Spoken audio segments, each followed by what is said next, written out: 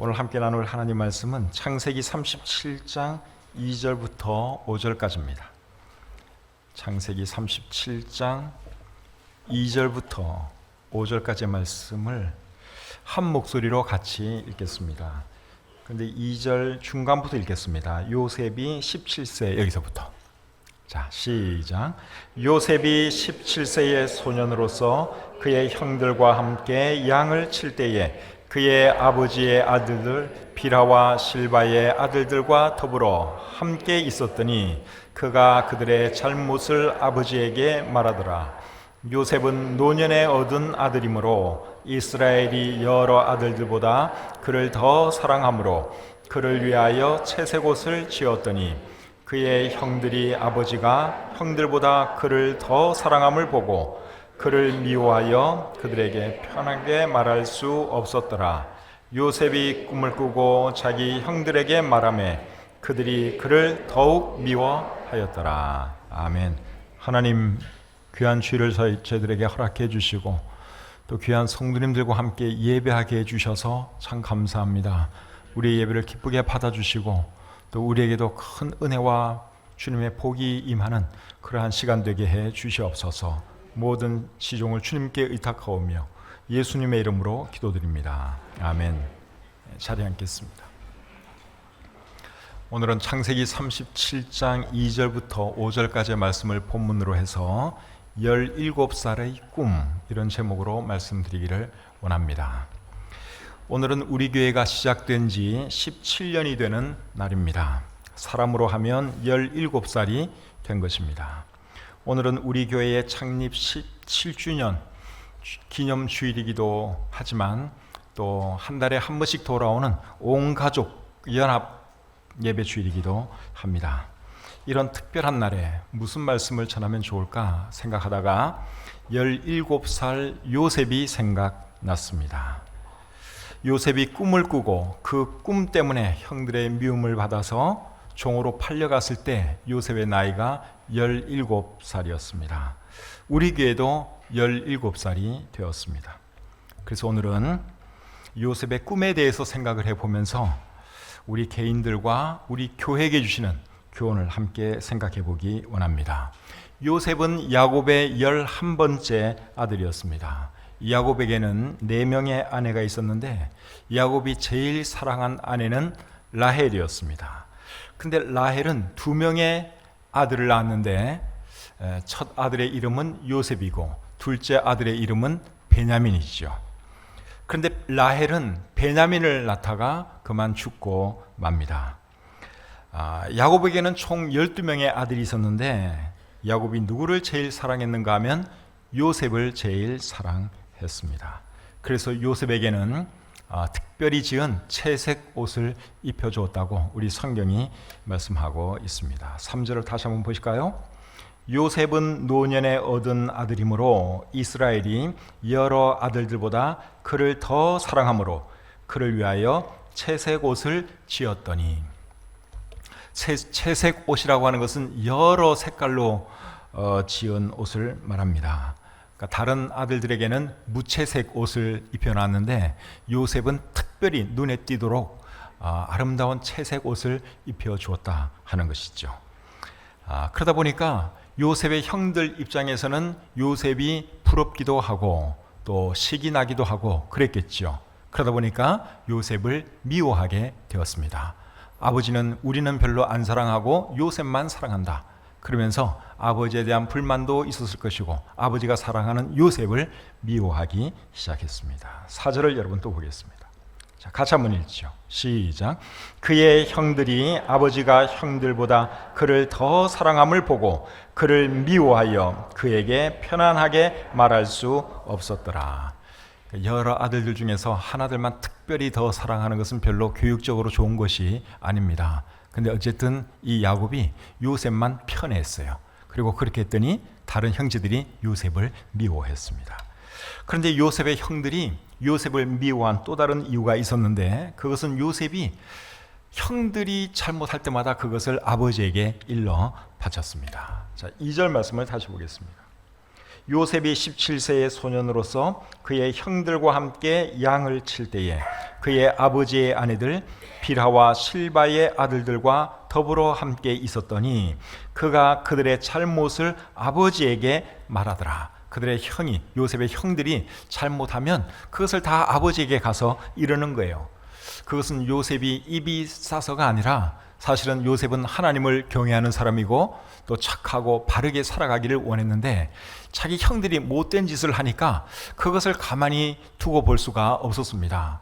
아버지에게 알려주지 않으면 형들이 계속 못된 짓 할 것 같으니까 이제 그러지 말라는 차원에서 아버지에게 말을 한 것이죠. 근데 그것을 이제 또 형들이 알고 요셉을 더 미워하는 거예요. 저놈이 우리가 하는 짓을 다 아버지에게 일러바쳐? 그러면서 아주 고약하게 생각하고 미워한 것이죠. 그런데 요셉의 형들이 요셉을 미워한 결정적인 이유가 있는데 그건 뭔가 하면 요셉이 꿈을 꾸고 그 꿈을 형들에게 말한 것 때문에 요셉의 형들이 요셉을 정말 많이 미워했습니다. 5절 말씀을 보겠습니다. 5절. 자, 같이 읽겠습니다. 시작. 요셉이 꿈을 꾸고 자기 형들에게 말하며 그들이 그를 더욱 미워하였더라. 채색 옷 입는 것도 마음에 안 들고 잘못할 때마다 아버지에게 일러 바치는 것도 마음에 안 들었는데 거기다가 요셉이 어느 날 꿈을 꾸고 그 꿈 이야기를 하는데 그 꿈 이야기를 듣고서는 형들이 이 요셉을 더 미워했다고 우리 성경이 말씀하고 있습니다. 요셉이 어떤 꿈을 꿨는지는 여러분도 대충 알고 계시죠? 요셉과 형들이 밭에서 곡식 단을 묶고 있는데 요셉의 단은 가운데 우뚝 서고 요셉의 형들의 단은 요셉의 단 주위에 삥 둘러서서 요셉의 단을 향하여 절을 하는 그런 꿈을 꾸었습니다. 그 꿈의 의미가 뭐겠어요? 요셉의 형들이 요셉에게 절을 하게 될 것이다 하는 것이죠. 그 꿈 이야기를 형들이 듣고서는 더 요셉을 미워하는 것입니다. 자, 37장 8절을 보겠습니다. 37장 8절. 자, 같이요. 시작. 그의 형들이 그에게 이르되 네가 참으로 우리의 왕이 되겠느냐 참으로 우리를 다스리게 되겠느냐 하고 그의 꿈과 그의 말로 말미암아 그를 더욱 미워하더니 그 꿈 때문에 형들이 요셉을 아주 미워했습니다. 그런데 며칠 뒤에 또 꿈을 꿉니다. 이번에는 어떤 꿈을 꿨는가 하면 해와 달과 11별이 요셉에게 절하는 그런 꿈을 꾸었습니다. 그리고 그것도 형들에게 말을 했습니다. 그 꿈의 내용은 또 결국 뭡니까? 부모와 형제들이 요셉에게 절할 것이다 하는 거죠. 그러니까 그 이야기를 듣는 형들이 요셉이 미워가지고 어찌할 줄을 모릅니다. 그래서 요셉은 결국 그 꿈 때문에 형제들의 미움을 받게 되고 애굽으로 팔려가게 됩니다. 창세기 37장 18절부터 20절 제가 한번 읽겠습니다. 요셉이 그들에게 가까이 오기 전에 그들이 요셉을 멀리서 보고 죽이기를 꾀하여 서로 이르되 꿈꾸는 자가 오는도다. 자, 그를 죽여 한 구덩이에 던지고 우리가 말하기를 악한 짐승이 그를 잡아먹었다 하자. 그의 꿈이 어떻게 되는지를 우리가 볼 것이니라 하는지라. 그래서 이제 요셉이 이제 형들에게 이렇게 다가올 때 이 형들이 계략을 꾸밉니다. 우리가 저놈을 죽이고 그리고 아버지에게는 악한 짐승이 물어 죽였다고 보고를 하자. 그렇게 계획을 세워요. 그러면 저놈이 꾼 그 꿈이 과연 이루어질 것인가 한번 보자는 거예요. 근데 제일 큰 형이 그래도 우리 형제인데 죽이면 되겠느냐. 그래서 죽이지 말고 구덩이에 던지고 우리 그냥 집으로 가자. 그렇게 제안을 합니다. 그리고 구덩이에 던졌어요. 그리고 루벤이 잠깐 어디 간 사이에 또 유다라고 하는 형이 이것도 아닌 것 같아요. 그래서 지나가는 상인들에게 차라리 우리가 팔자. 그렇게 합의를 보고 요셉을 지나가는 상인들에게 팔아버립니다. 그래서 요셉은 이제 종이 되어서 애굽에 있는 보디발이라고 하는 사람의 집으로 팔려가게 되지요. 그리고 거기서 열심히 일을 하다가 인정도 받고 그리고 참 주인의 사랑을 잘 받다가 어느 날 그 주인 보디발 아내의 모함을 받아서 이번에는 또 감옥에 들어가게 됩니다. 아무 잘못도 안 했는데 그 여자 주인이 자기를 미워하는 바람에 결국 감옥에 또 갇히게 됩니다. 그렇게 저렇게 이제 결국 참 고난을 당하다가 나중에 요셉이 뭐가 되죠? 애굽의 국무총리가 됩니다. 그 말씀을 한번 보여드리기 원하는데 창세기 41장 41절부터 43절 보겠습니다. 바로가 또 요셉에게 이르되 내가 너를 애굽 온 땅의 총리가 되게 하노라 하고 자기의 인장 반지를 빼어 요셉의 손에 끼우고 그에게 세마포 옷을 입히고 금사슬을 목에 걸고 자기에게 있는 버금 수레에 그를 태우매 무리가 그의 앞에서 소리 지르기를 엎드리라 하더라. 바로가 그에게 애굽 전국을 총리로 다스리게 하였더라. 요셉이 뭐가 되었어요? 총리가 되었습니다. 왕 다음으로 높은 사람이 되었습니다. 이때 요셉의 나이가 30살입니다. 17살에 노예로 팔려와서 30살에 애굽의 총리가 되었습니다. 대단한 인간 승리죠. 대단한 인생 역전이라고 할 수 있습니다. 여러분, 요셉이 어떻게 이렇게 대단한 인생 역전, 인간 승리를 이룰 수 있었느냐? 그 이유는 그에게 꿈이 있었기 때문이었습니다. 그 꿈이 그로 하여금 이렇게 멋진 인간 승리의 주인공이 되게 만들었습니다. 어린 나이에 애굽으로 팔려갔을 때는 굉장히 낙심이 컸을 것입니다. 하나님, 나에게 좋은 꿈 보여주셨잖아요. 그 꿈이 이루어지려면 내가 잘 돼야 되는데 하나님, 내가 어쩌자고 이렇게 노예가 되어서 팔려갑니까? 그런 생각도 했을 거예요. 그리고 노예로 해서 열심히 생활하다가 인정도 받고 하다가 또 이번에는 더 아래로 떨어집니다. 그래서 죄수가 됩니다. 감옥 생활을 하게 됩니다. 그때 이 요셉의 마음에도 정말 큰 좌절이 있었을 것입니다. 그런데 요셉이 어떤 상황에 처하든지 잊지 않았던 것이 있는데 그게 무엇이었을까요? 꿈이었습니다. 17살 때 하나님께서 보여준 그 꿈을 요셉은 잊지 않았습니다. 언젠가는 내가 위대한 인물이 될 거다. 언젠가는 나를 팔은 저 형들이 나에게 와서 절을 하게 될 것이다. 요셉이 늘 그 생각을 했습니다. 그 꿈을 붙들고 하루하루 살았습니다. 그 꿈이 있었기 때문에 요셉이 힘든 생활도 이겨낼 수가 있었어요. 큰 시련 앞에서도 좌절하지 아니할 수가 있었습니다. 이런 모든 고난들, 역경들이 하나님께서 내 꿈을 이루어 주시기 위한 과정으로 요셉이 받아들였습니다. 그래서 인내하면서 하나님께서 그 꿈 이루어 주실 날을 바라보면서 하루하루 열심히 살아갔지요. 그렇게 살아갔더니 정말로 13년이 지나고 나서 애굽의 국무총리가 된 것입니다. 여러분, 요셉으로 하여금 요셉 되게 한 것이 무엇입니까? 그의 꿈이었습니다. 그 꿈이 없었다면 요셉은 그냥 노예로서 한평생 마쳤을지도 모릅니다. 죄수로서 비참한 삶 살았을지도 모릅니다. 그런데 그에게는 꿈이 있었기 때문에 늘 눈동자가 빛이 납니다. 절대로 실망하거나 좌절하지 않습니다. 물론 순간적으로는 낙심도 하고 좌절도 됐겠죠. 그러나 하나님께 주신 그 꿈을 바라보면서 그는 열심히 살았습니다. 요셉을 요셉되게 한 것은 그의 꿈이었습니다. 하나님께서 17살 때 보여주신 그 꿈이 요셉을 위대한 사람 되게 만든 것입니다. 사랑하는 성도님 여러분, 여러분에게는 꿈이 있습니까? 여러분의 꿈은 뭡니까? 여러분들은 어릴 때 어떤 꿈을 가지고 살았어요? 그리고 지금은 어떤 꿈을 꾸고 있습니까? 사람은 여러분 꿈이 있어야 됩니다. 오늘 말씀 잘 들으십시오. 사람은 꿈이 있어야 됩니다. 이 세상에서 제일 불쌍한 사람이 누구냐? 누구 같아요? 돈 없는 사람이 아니고 꿈 없는 사람이 제일 불쌍한 사람이에요. 돈이 없다가도 생길 수 있고 꿈이 있고 열심히 일하면 또 돈 벌 수 있어요. 근데 꿈 자체가 없는 사람은 희망이 없어요. 미래가 없습니다. 그래서 제일 불쌍한 사람은 꿈 없는 사람이에요.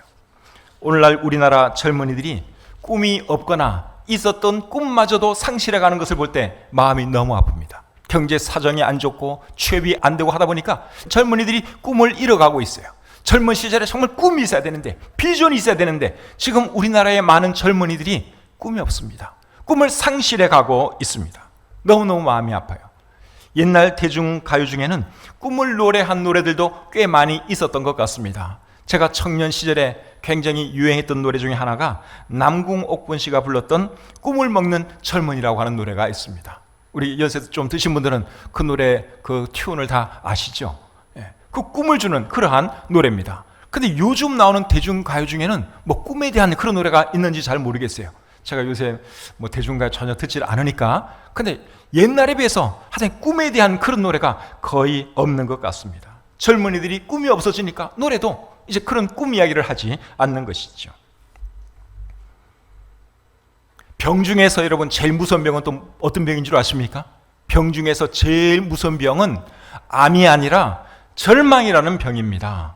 절망이라는 병에 한번 걸리면 헤어날 길이 없습니다. 잠언 18장 14절에 이렇게 기록되어 있습니다. 사람의 심령은 그의 병을 능히 이기려니와 심령이 상하면 그것을 누가 일으키겠느냐. 이 말씀을 공동번역에서는 이렇게 번역을 했습니다. 정신만 살아있으면 병도 이긴다. 정신이 꺾인 사람은 희망이 없다. 정신이 꺾인 사람이 어떤 사람입니까? 절망한 사람이죠. 병 중에 제일 무서운 병이 절망이라는 병이에요. 절망이라는 병에 한번 걸리면 멀쩡하던 사람도 어느 날 목숨 끊을 수 있습니다. 여러분, 왜 사람들이 자살하는 것 같아요? 희망이 없다고 생각하기 때문에 자살하는 거예요. 그래서 암이 무서운 것이 아니라 절망이라고 하는 병이 무서운 것입니다. 사랑하는 성도님 여러분, 특별히 우리 학생들, 청년들 여러분, 주 안에서 꿈을 가지시기를 바랍니다. 꿈을 꾸세요. 꿈이 없으면 하나님께 꿈을 보여달라고 하나님께 기도하시기를 바랍니다. 사람은 꿈이 있어야 됩니다. 꿈이 있는 사람에게는 미래가 있지만 꿈이 없는 사람에게는 미래가 없습니다. 꿈이 있는 사람은 뭐라도 이루지만 꿈이 없는 사람은 아무것도 이룰 수가 없습니다.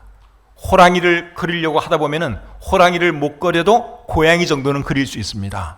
근데 아예 그릴 생각을 안 하는 사람은 아무것도 그릴 수가 없습니다. 사람은 꿈이 있어야 됩니다. 큰 꿈을 가지고 살아가시기를 바랍니다.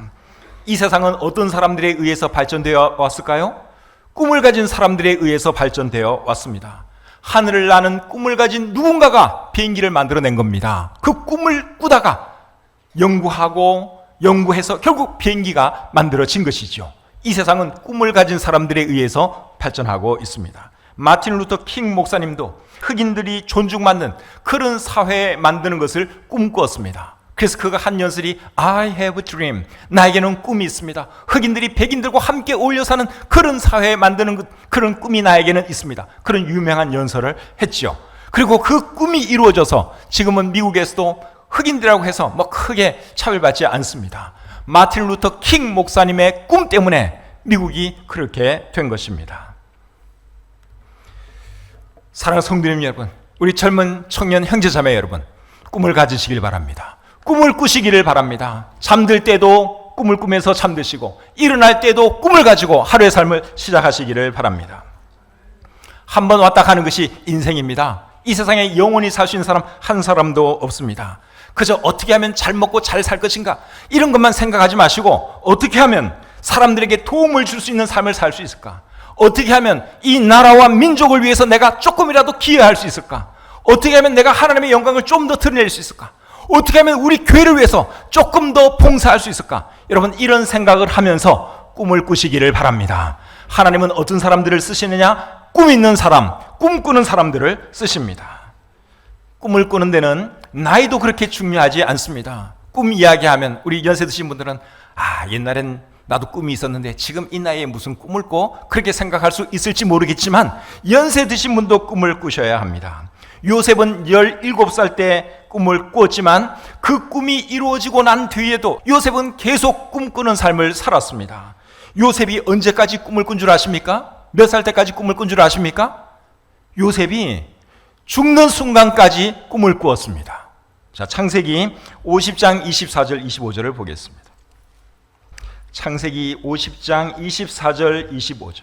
요셉이 그의 형제들에게 이르되 나는 죽을 것이나 하나님이 당신들을 돌보시고 당신들을 이 땅에서 인도하여 내사 아브라함과 이삭과 야곱에게 맹세하신 땅에 이르게 하시리라 하고 요셉이 또 이스라엘 자손에게 맹세시켜 이르기를 하나님이 반드시 당신들을 돌보시리니 당신들은 여기서 내 해골을 메고 올라가겠다 하라 하였더라. 여러분, 요셉이 죽는 그 순간까지 꾸었던 꿈이 무엇이었습니까?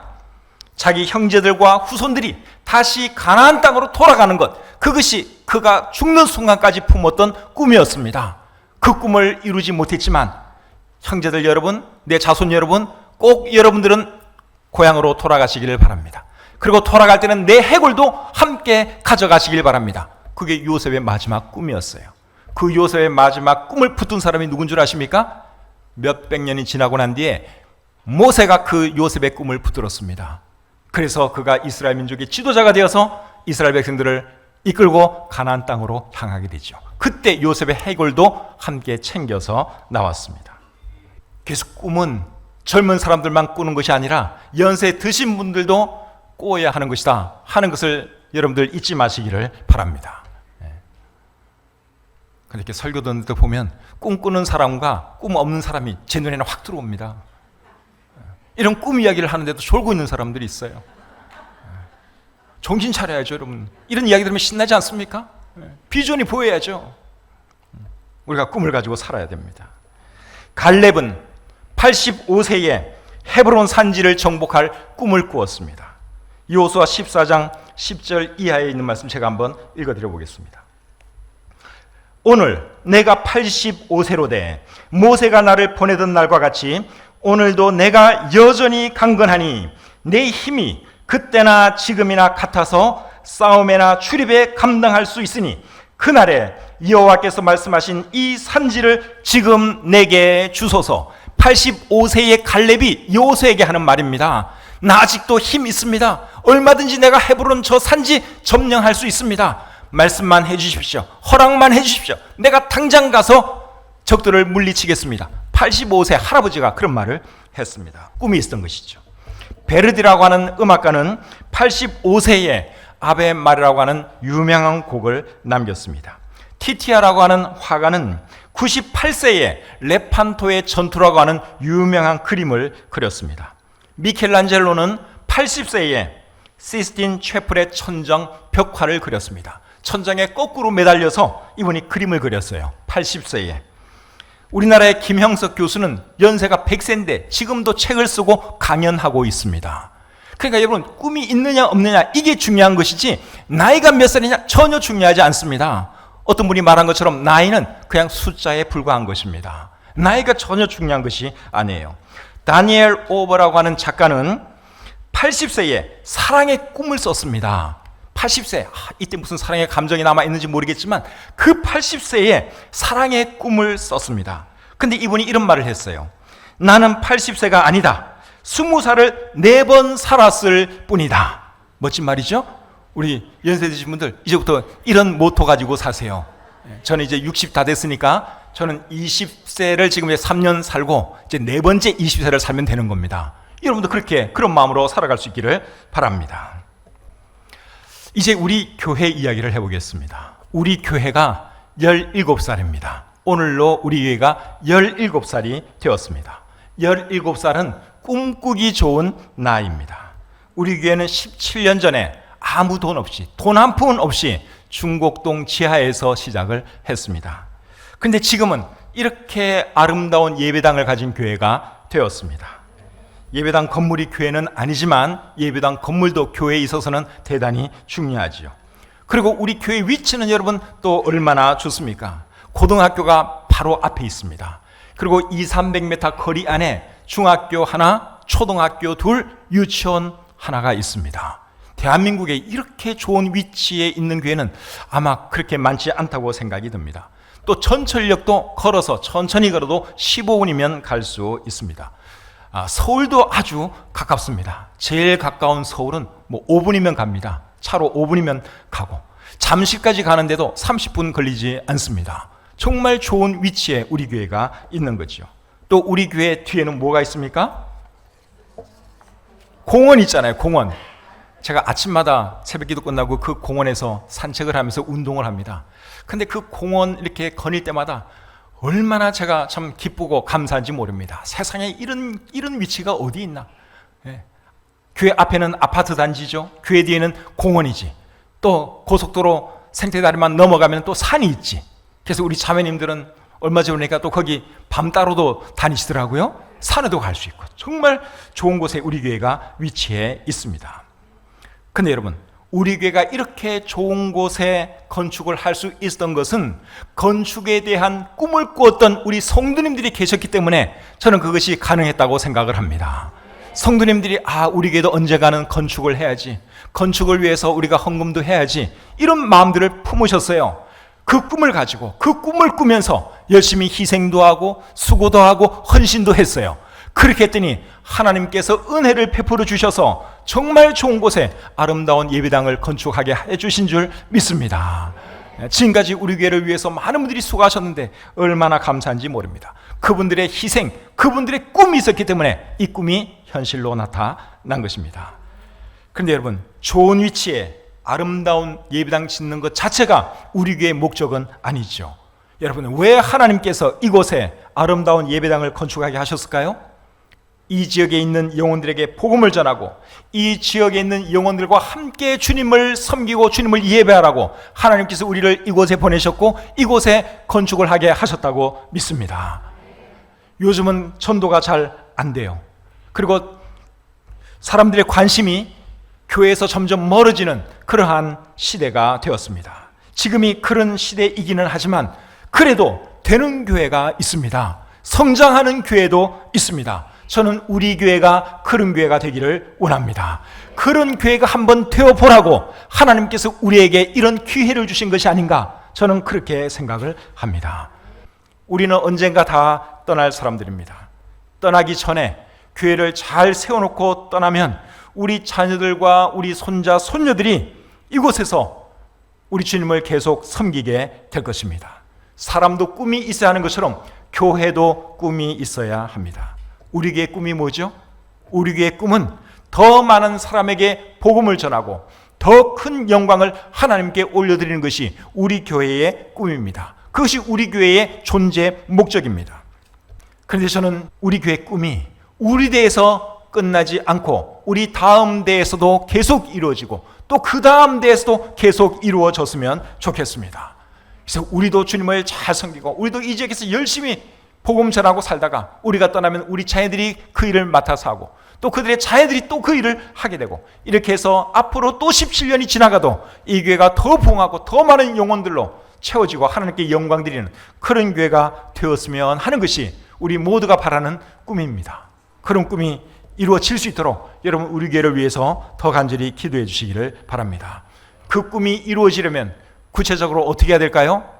간단하게 세 가지만 말씀을 드리고 마치겠습니다. 첫째는 우리 성도님들이 예배에 빠지시면 안 됩니다.